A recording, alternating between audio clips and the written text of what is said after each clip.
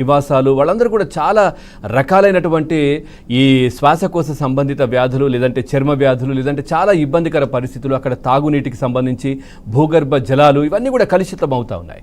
So ఎందుకు ఏ ప్రభుత్వాలు కూడా పట్టించుకోవట్లేదు అని చాలామంది ఆవేదన వ్యక్తం చేస్తున్నటువంటి పరిస్థితి ప్రస్తుతం కనిపిస్తూ ఉంది. అట్లాగే దీనికి సంబంధించి కూడా ఏదైతే ఈ డంపింగ్ యార్డుకి సంబంధించి పూర్తిగా రోజుకు 7,000 టన్నుల నుంచి 8,000 టన్నుల వరకు ఘన వ్యర్థాలు ఉంటాయి.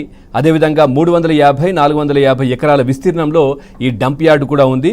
చెత్త పూర్తిగా కొండను తలపించేలాగా కూడా అక్కడ ఏర్పాటైంది. ఈ ప్రాంతం మీదుగా వెళ్ళాలంటే వాహనదారులు పూర్తిగా ముక్కు మూసుకొని వెళ్లాల్సినటువంటి పరిస్థితి. ఎందుకంటే అక్కడ అసలు నిజంగా అక్కడ ఉన్న వాళ్లకు కొద్దిగా అలవాటు అయినప్పటికీ కూడా వాళ్ళు చాలా నరకం అనుభవిస్తూ ఉన్నారు. అదేవిధంగా కొత్త వాళ్ళు అటు వెళ్ళాలంటే వెళ్ళలేని పరిస్థితులు అయితే మనకు కనిపిస్తూ ఉన్నాయి.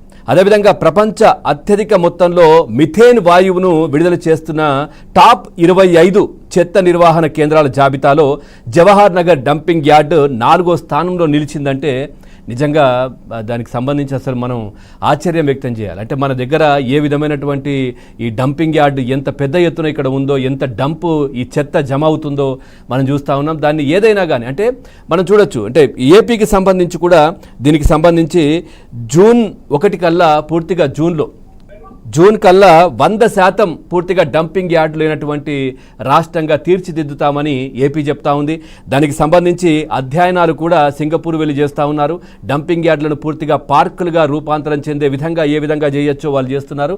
మరి తెలంగాణలో మాత్రం ఇట్లాంటి పరిస్థితి ఇది కనిపించింది. ఈ డంపింగ్ యార్డ్ చాలా పెద్దది. గతంలో కూడా ప్రస్తుత ముఖ్యమంత్రి రేవంత్ రెడ్డి గారు ఆ మల్కాజ్గిరి ప్రాంత ఎంపీగా ఉన్నారు. ఇది జవహర్ నగర్ దాని కిందకే వస్తూ ఉంటుంది. సో ఈ నేపథ్యంలో వారు కూడా చాలాసార్లు పరిశీలించారు, సమస్యను కొలికి తెచ్చే ప్రయత్నం చేశారు. మరి ఖచ్చితంగా ఇప్పుడు కూడా ఆలోచన చేస్తే బాగుంటుంది అని అక్కడ బాధితులు మాట్లాడడం. అదేవిధంగా మా డైరెక్టర్ గారు భానుప్రకాష్ కోగంటి గారు కూడా దీనికి సంబంధించి ట్వీట్ చేశారు. అంటే వారి దగ్గరికి చాలామంది బాధితులు, ఆ ప్రాంత వాసులు వీళ్ళందరూ కూడా వచ్చి వాళ్ళ సమస్యలు చెప్పుకోవడం, 2 తెలుగు రాష్ట్రాల్లో ఏ విధంగా ఉందో వారి దృష్టికి తీసుకురావడం, అదేవిధంగా వారు కూడా ట్వీట్ చేయడం. ఒకసారి మనం ఆ ట్వీట్ చూస్తే కనుక విషపు కొండలుగా మారుతున్న డంపింగ్ యార్డులు అనే ట్వీట్ వారు చేశారు భానుప్రకాష్ కోగంటి గారు, మా డైరెక్టర్ గారు. So Jawahar Nagar dumping yard ప్రస్తుత ప్రపంచంలోనే 4వ అత్యంత కలుషితమైన ప్రాంతంగా నిలిచింది. మరోవైపు అమరావతి నగరం తదుపరి సింగపూర్ కావాలని లక్ష్యంగా పెట్టుకుంది. ఇక్కడ ఈ విధంగా డంప్ పేరుకుపోతోంది. అమరావతి మాత్రం సింగపూర్ తలపించేలాగా లక్ష్యంగా పెట్టుకుంది. సింగపూర్ కావాలని లక్ష్యంగా పెట్టుకుంది అమరావతి. ఈ కింద ఉన్నటువంటి వీడియోలు వారు 2 వీడియోలను కూడా కోట్ చేశారు. దాంట్లో ఏ విధంగా ఈ డంపింగ్ యార్డ్ అనేది ఎట్లా ఉంది, ఏ విధంగా సమస్యలు ఉన్నాయి, ఏ విధంగా ఇబ్బంది పడుతున్నారు అక్కడ ప్రజలు అనేది చాలా క్లియర్గా వారు ఆ వీడియో ద్వారా కూడా అక్కడ ట్వీట్ చేయడం జరిగింది. ఒకసారి ఆ వీడియో ఒక్కసారి మనం ఏదైతే ఉందో 4 నిమిషాలు నిలువగల వీడియో ఒక్కసారి మనం చూద్దాం.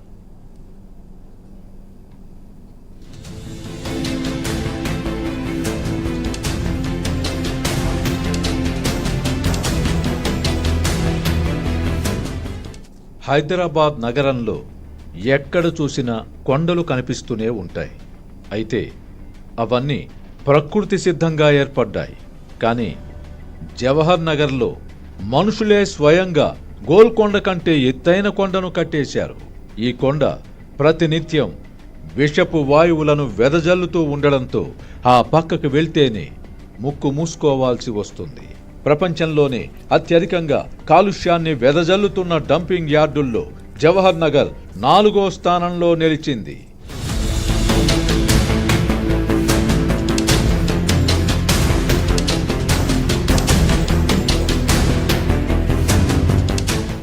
మేడ్చల్ జిల్లాలోని జవహర్ నగర్ డంపింగ్ యార్డ్ ఇప్పుడు ప్రపంచంలోనే అత్యంత ప్రమాదకరమైన ప్రాంతాల్లో ఒకటిగా రికార్డులకెక్కింది. గంటకు టన్నుల కొద్దీ మీథేన్ వాయువును చిమ్ముతూ లక్షలాది మంది ప్రాణాలతో చెలగాటమాడుతోంది. తాజాగా యూనివర్సిటీ ఆఫ్ కాలిఫోర్నియా జరిపిన పరిశోధనలో వెలుగు చూసిన భయంకరమైన నిజాలు ఇప్పుడు నగర ప్రజల్ని వణికిస్తున్నాయి. జవహర్ నగర్ ఒకప్పుడు హైదరాబాద్ శివారులోని ప్రశాంతమైన ప్రాంతం.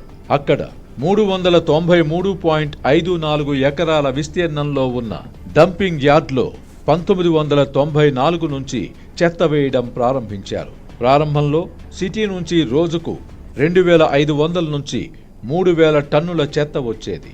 అప్పట్లో దానికి తగ్గట్టుగా నిర్వహణ చేశారు. కానీ ప్రస్తుతం 8000 నుంచి 10,000 టన్నుల వరకు చెత్త వస్తోంది. ఇప్పుడు అక్కడ 1,40,00,000 టన్నుల చెత్త పేరుకుపోయింది. ఈ చెత్తనంతా ల్యాండ్ ఫిల్ చేసి దానిపైనే మళ్లీ చెత్తని డంప్ చేస్తున్నారు. దీంతో ఈ చెత్త కుప్ప సముద్ర మట్టానికి 614 మీటర్ల ఎత్తుకు చేరుకుంది. ప్రస్తుతం ఈ చెత్త కుప్ప చారిత్రక గోల్కొండ కోట 608 మీటర్లు కంటే ఎత్తుంది.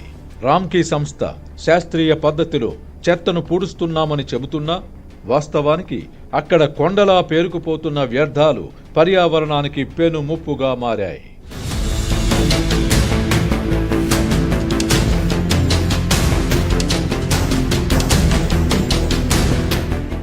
ప్రపంచ ప్రసిద్ధ యూనివర్సిటీ ఆఫ్ కాలిఫోర్నియా శాస్త్రవేత్తలు టాప్ మీథేన్ ప్రాజెక్టు కింద శాటిలైట్ డేటాను విశ్లేషించగా కళ్ళు బైర్లు కమ్మే నిజాలు బయటపడ్డాయి. ఇక్కడ డంపింగ్ యార్డ్ కేవలం కంపు కొట్టడమే కాదు, భూగోళాన్నే వేడెక్కిస్తుందని తేలింది. ప్రపంచవ్యాప్తంగా 700కు పైగా డంపింగ్ యార్డ్లను పరిశీలిస్తే టాప్ 25లో ఇండియా నుంచి 2 యార్డులున్నాయి. అందులో జవహర్ నగర్ డంపింగ్ యార్డ్ 4వ స్థానంలో ఉండగా ముంబైలోని కంజూర్మార్గ్ డంపింగ్ యార్డ్ చోటు దక్కించుకుంది. ఇక్కడ గంటకు 4.9 టన్నుల మీథేన్ వస్తోందని తేలింది. జవహర్ నగర్ యార్డు నుంచి గంటకు ఏకంగా 5.9 టన్నుల మీథేన్ వాయువు విడుదలవుతోంది. ఇక్కడ గంటకు వెలువడే మీథేన్ గ్యాస్ రోడ్ల మీద తిరిగే 12 లక్షల కార్లు కలిగించే భూతాపంతో సమానమని శాస్త్రవేత్తలు పేర్కొన్నారు.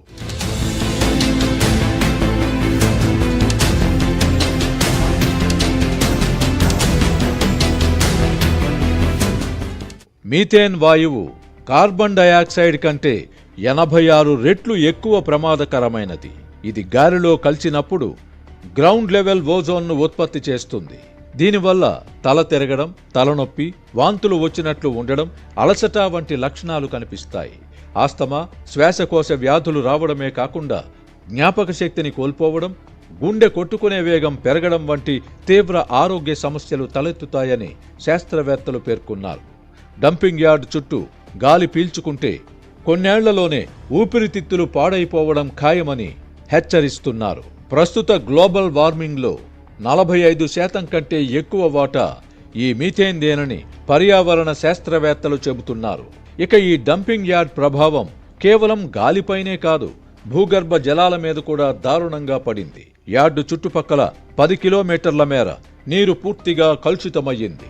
చెత్త నుంచి వచ్చే లీచెట్ వల్ల దమ్మాయిగూడ, నాగారం వంటి ప్రాంతాల్లోని చెరువులన్నీ విషతుల్యంగా మారాయి. నీటిలో ఉండాల్సిన టీడీఎస్ స్థాయి 4,000కు పైగా నమోదవుతోంది. ఈ నీటిని వాడడం వల్ల చర్మ వ్యాధులు, ఇన్ఫెక్షన్లు రావడమే కాకుండా పలువురు కిడ్నీలు కూడా ఫెయిల్ అవుతున్నట్లు వైద్య నివేదికలు చెబుతున్నాయి. ఇక్కడి చెత్త నుంచి విద్యుదుత్పత్తి చేయడానికి 2023 ఏప్రిల్ 15న 251 కోట్లతో 2000 KLD సామర్థ్యం గల లీచెట్ ట్రీట్మెంట్ ప్లాంటును అప్పటి బీఆర్ఎస్ ప్రభుత్వం ఏర్పాటు చేసింది. ఈ విద్యుదుత్పత్తి ప్రక్రియ వల్ల విపరీతమైన వాయు కాలుష్యం ఏర్పడుతోందని పలు స్టడీ రిపోర్ట్లు వెల్లడించాయి.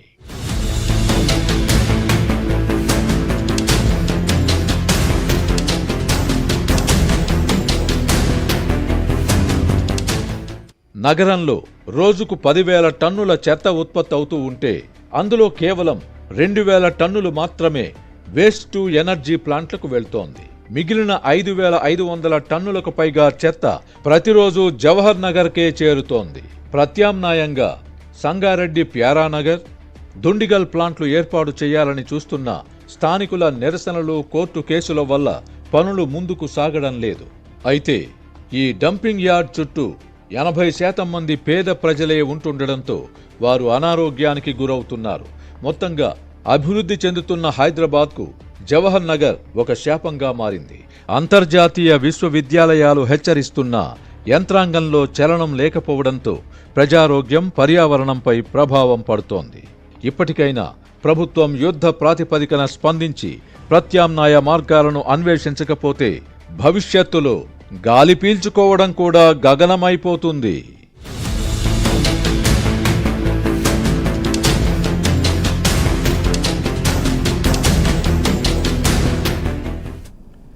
చూసారు కదా, ప్రస్తుతం ఇది హైదరాబాద్ జవహర్ నగర్లో ఉన్నటువంటి పరిస్థితి.